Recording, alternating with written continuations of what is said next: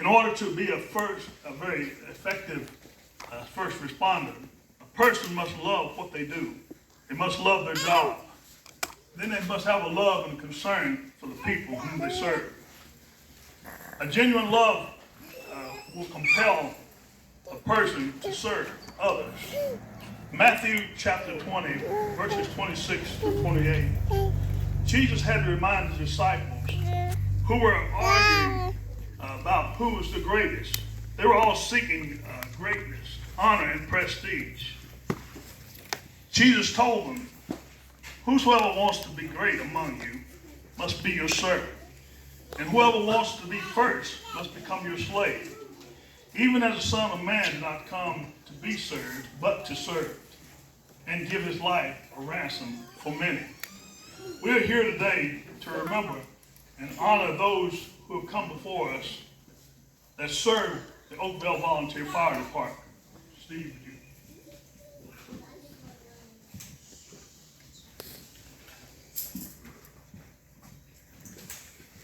First of all, I'd like to say I'm so proud to be back down here at Oakvale serving as a board member. I have 25 years fire service under my belt between Oakvale and Princeton City. And Glenn, where are you at? How many years you got in between the two? 30? 30 years of service. You had that to Bossy Clyburn, and that's a long time of service. But the one thing we forget whenever we have memorials is the families, the wives, the children of the firefighters. Whenever they leave the house, they have no idea whether or not we're going to come back injured or alive even.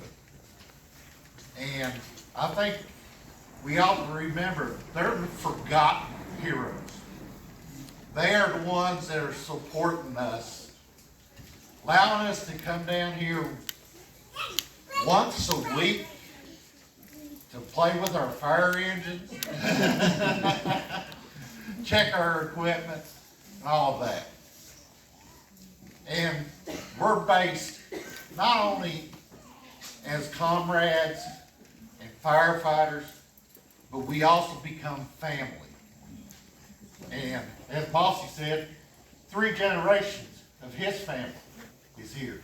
Carolyn, it's a wonder you have a hair left on your head.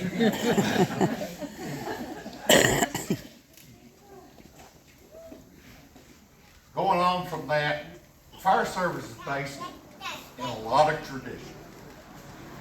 And what we're going to do here between Jeremiah and I is memorialize those who are no longer alive that have served this community.